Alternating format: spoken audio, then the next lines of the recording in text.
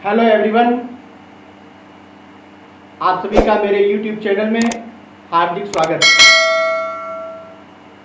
आप देख रहे हैं ट्रांसलेशन से रिलेटेड ऑप्टेटिव सेंटेंस में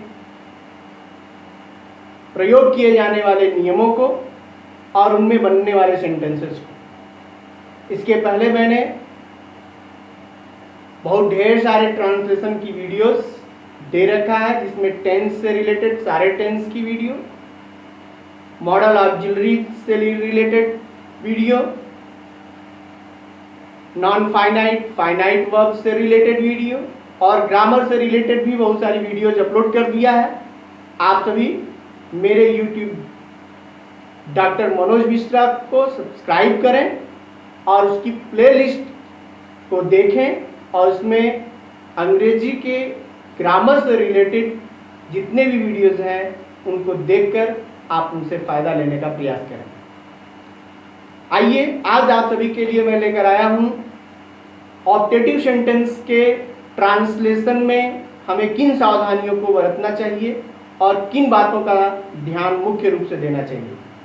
जैसा कि आप सभी जानते हैं कि इच्छावाची वाक्य, ऑप्टेटिव सेंटेंस को हिंदी में इच्छावाची वाक्य कहते हैं।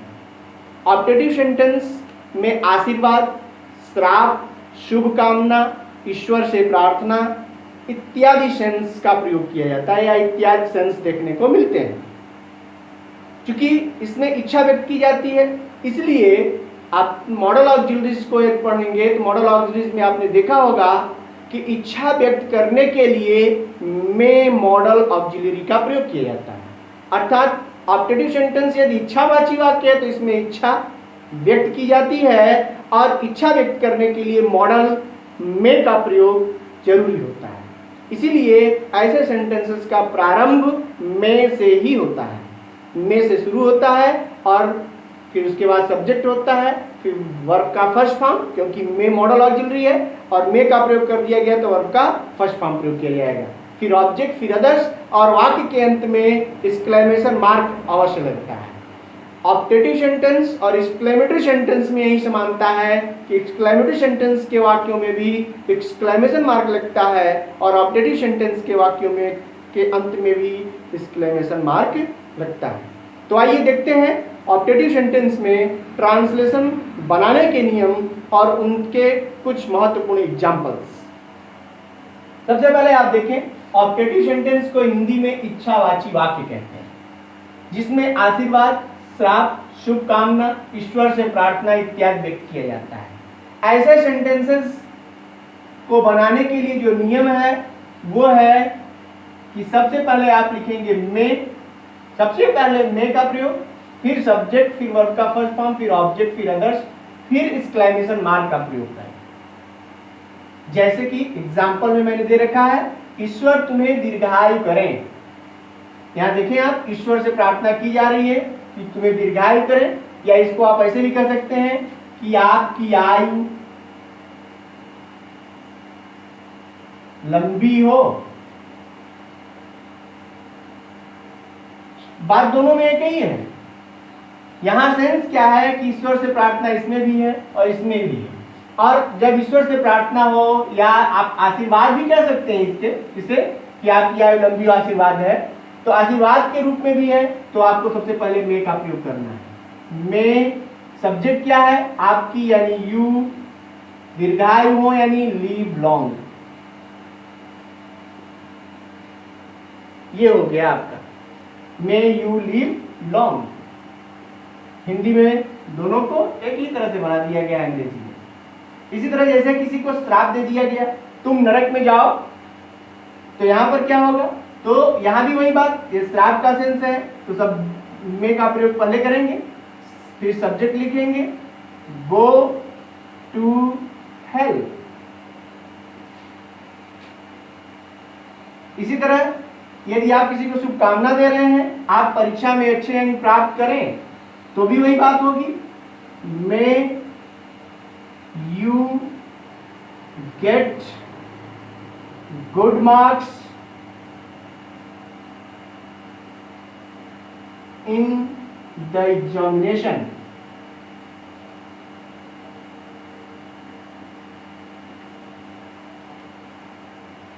तरह से आपने देखा कि मे से सेंटेंसेस को शुरू करते हैं, मे के बाद सब्जेक्ट, फिर वर्ब फर्स्ट, फिर ऑब्जेक्ट, फिर अदर्स का प्रयोग किया जाता है। मे इंपॉर्टेंट है जो आशीर्वाद, श्राप, शुभकामना या इच्छा व्यक्त करता है। आइए कुछ ऐसे सेंटेंसेस को देखते हैं जो कुछ आधे अधूरे भी प्रयोग किए जाते हैं। जैसे आपकी सुबह मंगलमय हो, जब आप इस सेंटेंस में इसको रख के चलेंगे तो इसका अनुवाद होगा may your morning be good या happy. May your morning be good और हैप्पी, इसको इस तरह से लिख सकते हैं।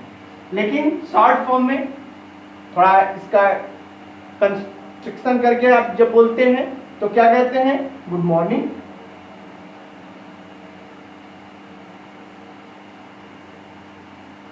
आप गुड मॉर्निंग करके भी काम चला लेते हैं।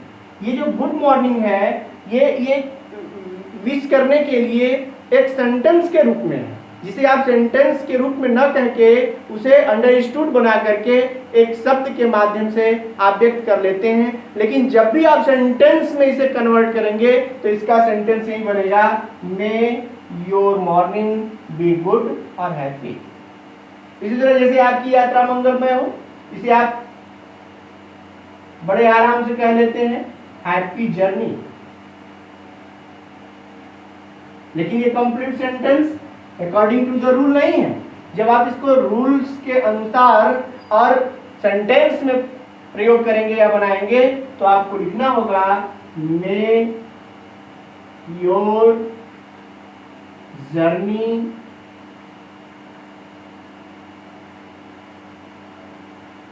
Be happy, like this. ऐसे आप बहुत सारी शुभकामनाएं और बहुत सारे जो है वर्ड्स प्रयोग कर लेते हैं, हैप्पी दिवाली, हैप्पी होली या हैप्पी न्यू ईयर, या अलग से बहुत सारे वर्ड्स आप प्रयोग करते हैं जिनको आप कर तो लेते हैं, लेकिन आपको यह भी समझना आवश्यक है कि इसका यदि सेंटेंस बनाना हो तो वह सेंटेंस किस तरह का हो।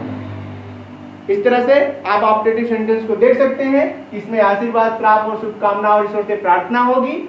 और ऐसे सेंटेंसेस को बनाते समय इसका रूल आप याद रखें कि सबसे पहले मे, फिर सब्जेक्ट, फिर वर्ब फर्स्ट, फिर ऑब्जेक्ट, फिर अदर्स का प्रयोग किया जाता है और वाक्य के अंत में एक्सक्लेमेशन मार्क जरूर लगाया जाता है। एग्जाम्पल्स आपको दिए गए हैं। उम्मीद करता हूं कि आप सभी को ये रूल और इसके एग्जाम्पल्स अच्छे से समझ में आए होंगे। अब ऑप्टेटिव सेंटेंस से संबंधित कोई भी कंफ्यूजन आपके मस्तिष्क में नहीं होगा। पुनः एक बार आप सभी को से अनुरोध करते हुए कि यदि आप मेरे इस चैनल पर नए हैं तो आप मेरे YouTube चैनल को सब्सक्राइब, लाइक और शेयर करना ना भूलें।